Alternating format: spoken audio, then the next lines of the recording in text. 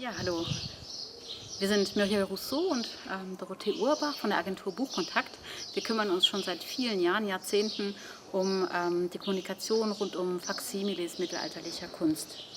Und heute haben wir sie mitgebracht nach Colmar ins schöne Elsass, und zwar in das Unterlinden-Museum. Und hier befinden wir uns gerade im Innenhof, im Kreuzgang des Klosters, und werden Sie gleich auch mitnehmen zu dem Isenheimer Altar, der gerade sehr umfangreich restauriert wird. Dorothee. Seit Jahren bereits, aber dieses Jahr fertiggestellt. Also die Tafeln werden restauriert, die Rahmungen und die Skulpturen dieses berühmten, eigentlich des Herzstücks dieses Museums. Das Museum war früher ein Dominikanerinnenkloster.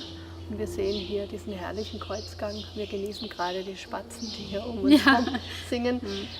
Wir wollen ein kleines Detail aus dem Isenheimer Altar heute vorstellen. Und zwar ein Detail in der Darstellung des Engelskonzerts. Die mittlere Bildtafel des Altars ist zweigeteilt in Engelskonzert und die sogenannte Menschwerdung, also Christus auf dem Schoß seiner Mutter Maria. Wir gucken uns die Engel mal genauer an.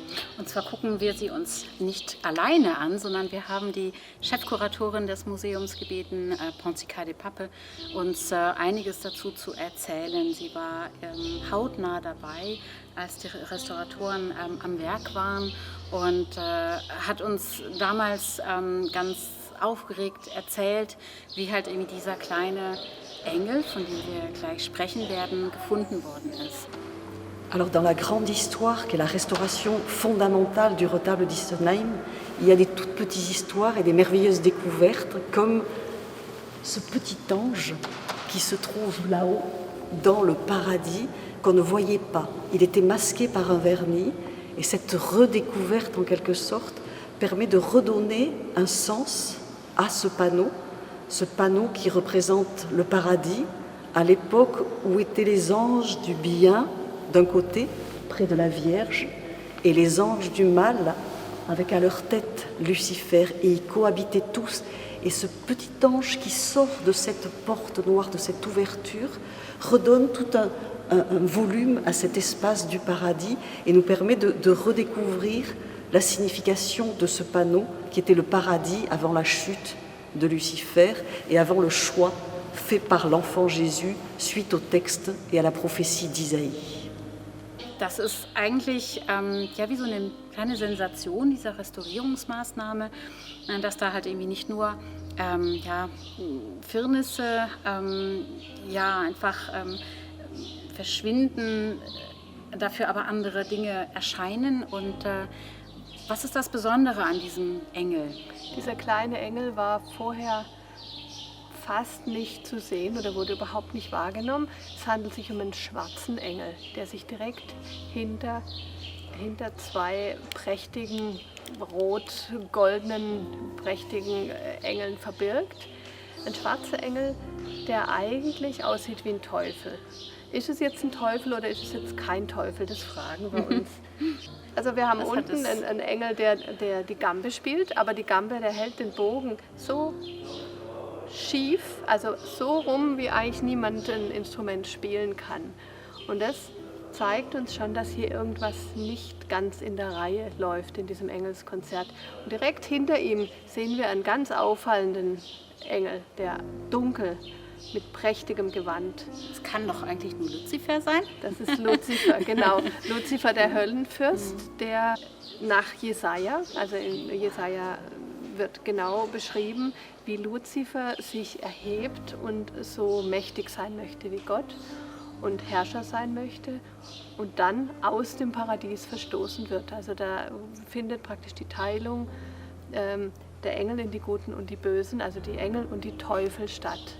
Und genau diesen Scheidepunkt, das zeigt diese Bildtafel.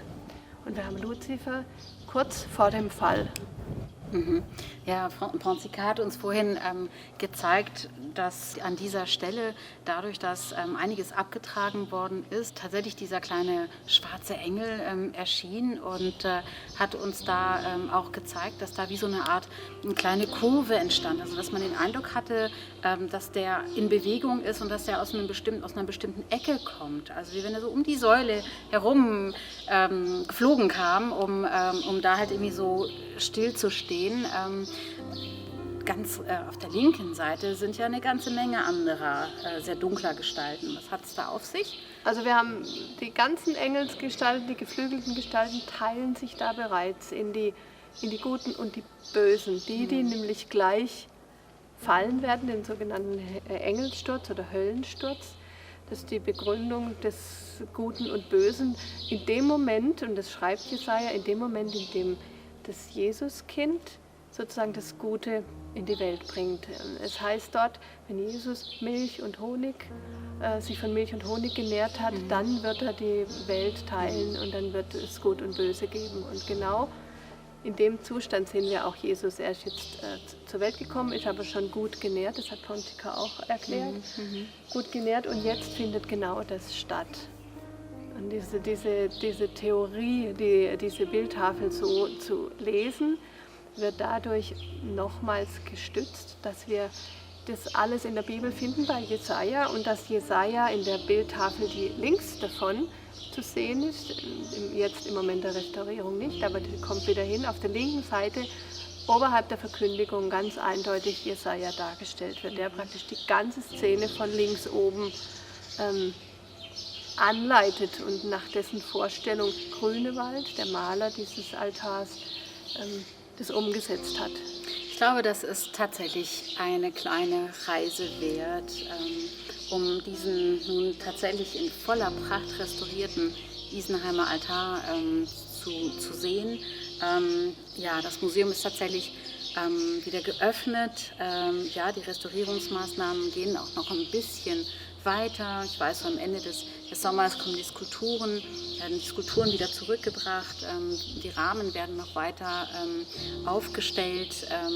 Ja, das ist auf jeden Fall eine Entdeckung mit diesem kleinen schwarzen Engel, und für jeden, der halt irgendwie hier im Elsass in Colmar zu Besuch ist, ja, raten wir auf jeden Fall mal hier reinzukommen. Es ist nicht nur diese klösterliche Stille, die es wert ist, sondern tatsächlich halt eben dieses ganz einmalige Meisterwerk von Matthias Grünewald. Ja, vielen Dank.